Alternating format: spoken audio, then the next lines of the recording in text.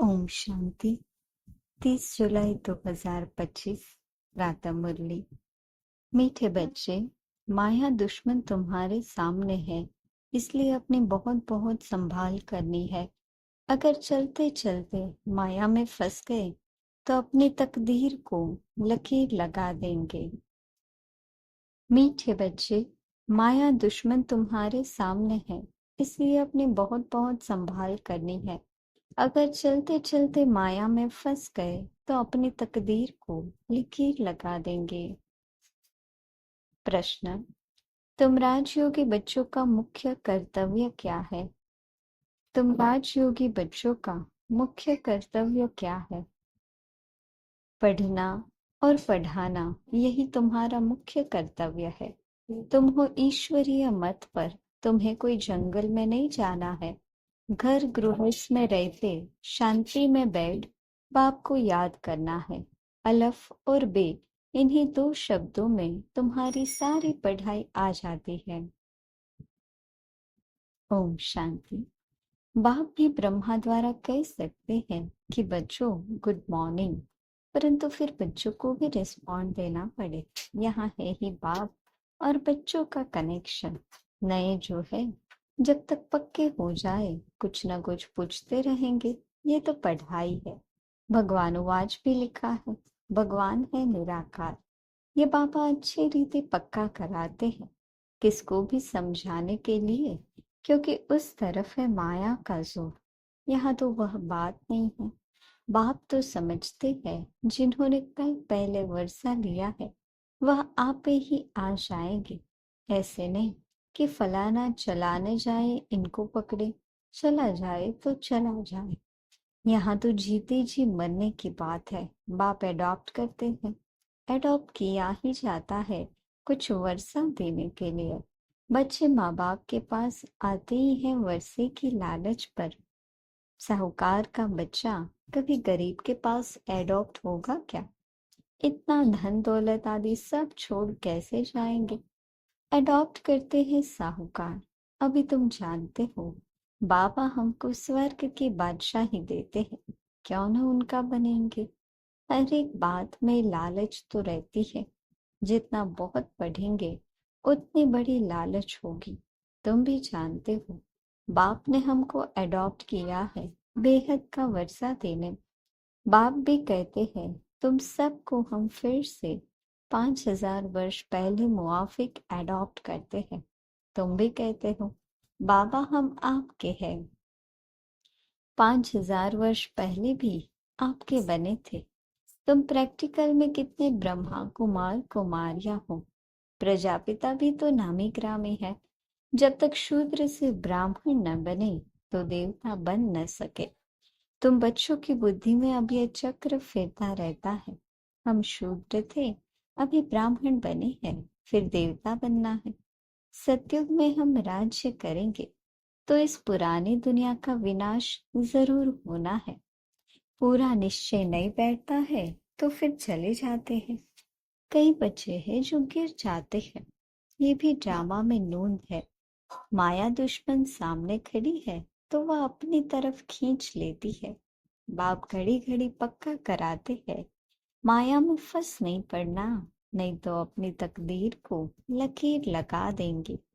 बाप ही पूछ सकते हैं कि आगे कब मिले हो, और कोई को पूछने का अगला आएगा ही नहीं। बाप कहते हैं मुझे भी फिर से गीता सुनाने आना पड़े, आकर रावण की जेल से छुड़ाना पड़े। बेहद का बाप बेहद की बात समझाते हैं। अभी रावण का राज्य है, पतित राज्य है, जो आधा कल्प से शुरू हुआ है। रावण को 10 शीश दिखाते हैं, विष्णु को 4 भुजा दिखाते हैं। ऐसे कोई मनुष्य होता नहीं। ये तो प्रवृत्ति मार्ग दिखाया जाता है। यह है एम ऑब्जेक्ट, विष्णु द्वारा पालना। विष्णुपुरी को कृष्णपुरी भी कहते हैं। श्री कृष्ण को तो 2 बाहें ही दिखाएंगे ना। मनुष्य तो कुछ भी समझते नहीं है। बाप हर एक बात समझाते हैं। वह सब है भक्ति मार्ग। अभी तुमको ज्ञान है, तुम्हारी एम ऑब्जेक्ट ही है नर से नारायण बनने की। ये गीता पाठशाला है ही जीवन मुक्ति प्राप्त करने के लिए। ब्राह्मण तो जरूर चाहिए। यह है रुद्र ज्ञान यज्ञ। शिव को रुद्र भी कहा जाता है। अब आप पूछते हैं, ज्ञान यज्ञ कृष्ण का है या शिव का है? शिव को परमात्मा ही कहते हैं, शंकर को देवता कहते हैं। उन्होंने फिर शिव और शंकर को इकट्ठा कर दिया है। अब बाप कहते हैं, हमने इनमें प्रवेश किया है। तुम बच्चे कहते हो बाप दादा, वह कहते हैं शिव शंकर। ज्ञान सागर तो है ही एक। अभी तुम जानते हो, ब्रह्मा सो विष्णु बनते हैं ज्ञान से। चित्र भी बरोबर बनाते हैं। विष्णु की नाभि से ब्रह्मा निकला, इसका अर्थ भी कोई समझ नहीं सकते। ब्रह्मा को शास्त्र हाथ में दिए हैं। अभी शास्त्रों का सार बाप बैठ सुनाते हैं या ब्रह्मा? ये भी मास्टर ज्ञान सागर बनते हैं। बाकी चित्र इतने ढेर बनाए हैं, वह कोई यथार्थ है नहीं। वह है सब भक्ति मार्ग के। मनुष्य कोई 8-10 भुजा वाले होते नहीं। यह तो सिर्फ प्रवृत्ति मार्ग दिखाया है। रावण का भी अर्थ बताया है। आधा कल्प है रावण राज्य रात, आधा कल्प है राम राज्य दिन। बाप हर एक बात समझाते हो। तुम सब एक बाप के बच्चे हो। बाप द्वारा, बाप ब्रह्मा द्वारा विष्णुपुरी की स्थापना करते हैं और तुमको राजयोग सिखाते हैं। जरूर संगम पर ही राजयोग सिखाएंगे।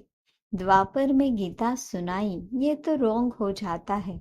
बाप सच बतलाते हैं। बहुतों को ब्रह्मा का, श्री कृष्ण का साक्षात्कार होता है। ब्रह्मा का सफेद पोश ही देखते हैं। शिव बाबा तो है बिंदी। बिंदी का साक्षात्कार हो तो कुछ समझ न सके। तुम कहते हो हम आत्मा है। अब आत्मा को किसने देखा है?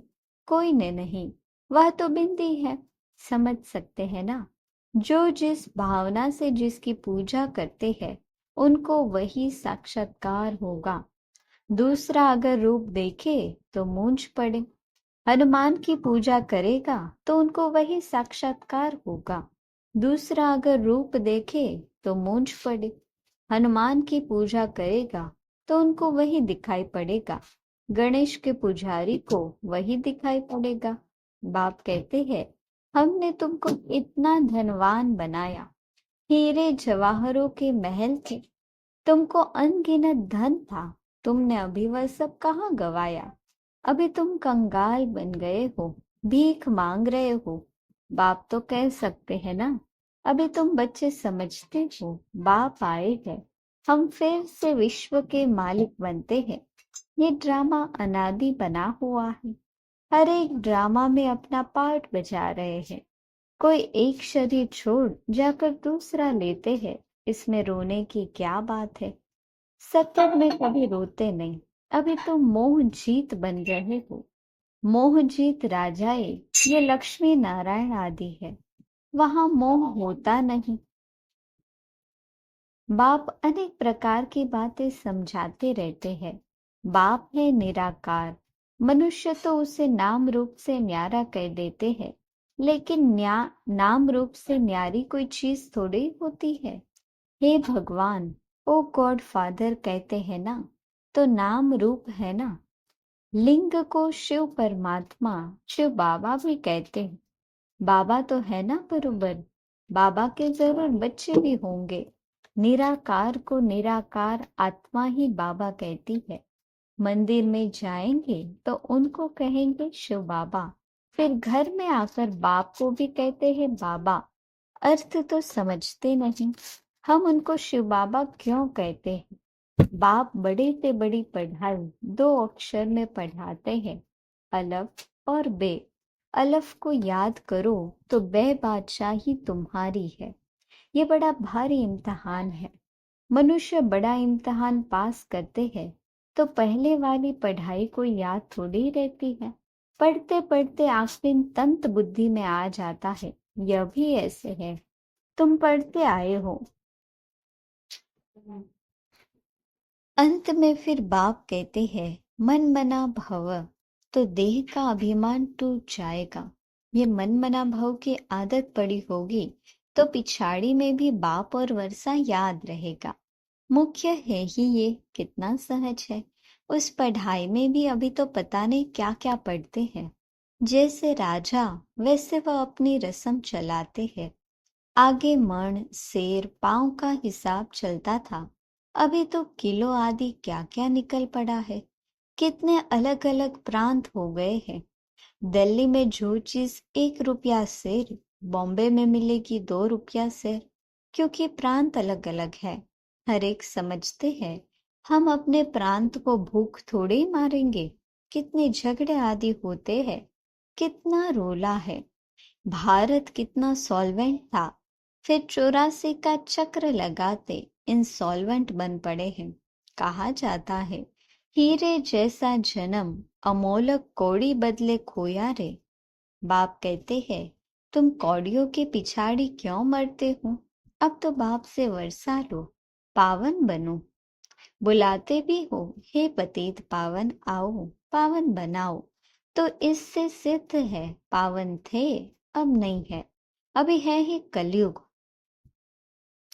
बाप कहते हैं मैं पावन दुनिया बनाऊंगा तो पतित दुनिया का जरूर विनाश होगा। इसलिए ही ये महाभारत लड़ाई है जो इस रुद्र ज्ञान यज्ञ से प्रज्वलित हुई है। ड्रामा में तो ये विनाश होने की भी नोंद है। पहले पहले तो बाबा को साक्षात्कार हुआ, देखा इतनी बड़ी राजाएं मिलती है तो बहुत खुशी होने लगी। फिर विनाश का साक्षात्कार भी कराया। मन मना भव मध्याजी भव, ये गीता के अक्षर है। यह गीता के अक्षर है। कोई कोई अक्षर गीता के ठीक है। बाप भी कहते हैं तुमको ये ज्ञान सुनाता हूँ, ये फिर प्राय लोप हो जाता है। कोई को भी पता नहीं है कि लक्ष्मी नारायण का राज्य था तो और कोई धर्म नहीं था। उस समय जनसंख्या कितनी थोड़ी होगी, अब कितनी है, तो ये चेंज होनी चाहिए। जरूर विनाश भी चाहिए। महाभारत लड़ाई भी है, जरूर भगवान भी होगा। शिव जयंती मनाते हैं तो शिव बाबा ने क्या आकर किया वह भी नहीं जानते हैं। अब बाप समझाते हैं गीता से श्री कृष्ण की आत्मा को राजाई मिली। माता पिता कहेंगे गीता को जिससे तुम फिर देवता बनते हो। गीता के ज्ञान से राजयोग सीख श्री कृष्ण ये बना। उन्होंने फिर शिव बाबा के बदले श्री कृष्ण का नाम डाल दिया है। तो बाप समझाते हैं ये तो अपने अंदर पक्का निश्चय कर लो, कोई उल्टी सुल्टी बात सुनाकर तुम्हें गिरा न दे। बहुत बातें पूछते हैं विकार बिगर सृष्टि कैसे चलेगी, यह कैसे होगा। अरे तुम खुद कहते हो वह वाइसलेस दुनिया थी, संपूर्ण निर्विकारी कहते हो ना, फिर विकार की बात कैसे हो सकती है। अब तुम जानते हो बेहद के बाप से बेहद के बादशाह ही मिलती है, तो ऐसे बाप को क्यों नहीं याद करेंगे। ये है ही पतित दुनिया। कुंभ के मेले पर कितने लाखों जाते हैं। अब कहते हैं वहां एक नदी गुप्त है। अब नदी गुप्त हो सकती है क्या। यहाँ भी गौमुख बनाया है।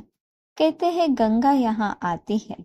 अरे गंगा अपना रास्ता लेकर समुद्र में जाएगी कि यहाँ तुम्हारे पास पहाड़ पर आएगी।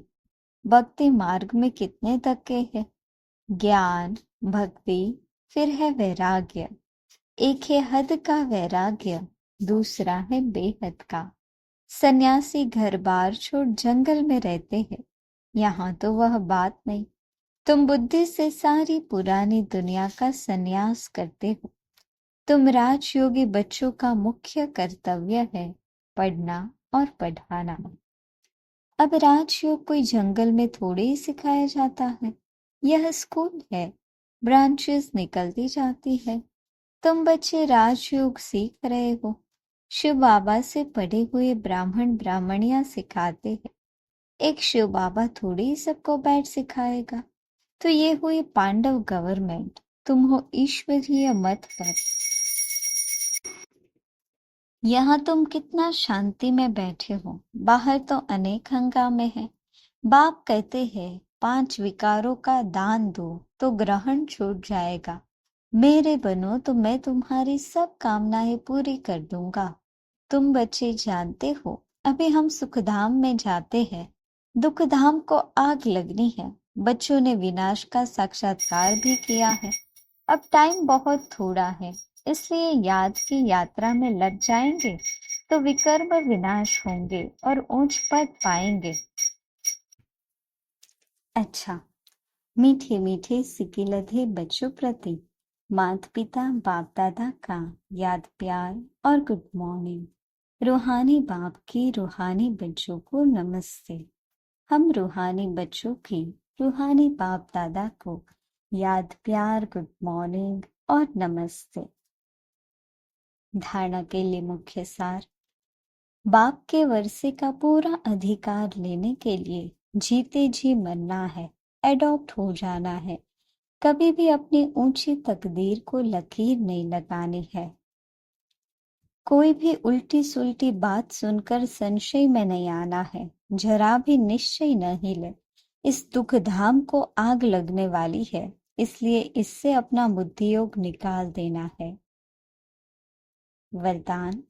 विशेषता रूपी संजीवनी बूटी द्वारा मूर्छित को सुरजित करने वाले विशेष आत्मा भव। विशेषता रूपी संजीवनी बूटी द्वारा मूर्छित को सुरजित करने वाले विशेष आत्मा भव। हर आत्मा को श्रेष्ठ स्मृति की विशेषताओं की स्मृति रूपी संजीवनी बूटी खिलाओ तो वह मूर्छित से सुरजित हो जाएगी। विशेषताओं के स्वरूप का दर्पण उसके सामने रखो। दूसरों को स्मृति दिलाने से आप विशेष आत्मा बन ही जाएंगे। अगर आप किसी को कमजोरी सुनाएंगे तो वह छिपाएंगे, टाल देंगे। आप विशेषता सुनाओ तो स्वयं ही अपनी कमजोरी स्पष्ट अनुभव करेंगे। इसी संजीवनी बूटी से मूर्छित को सुरजीत कर उड़ते चलो और उड़ाते चलो। स्लोगन। नाम मान शान व साधनों का संकल्प में भी त्याग ही महान त्याग है। नाम मान शान व साधनों का संकल्प में भी त्याग ही महान त्याग है। अव्यक्त इशारे। संकल्पों की शक्ति जमा कर श्रेष्ठ सेवा के निमित्त बनो।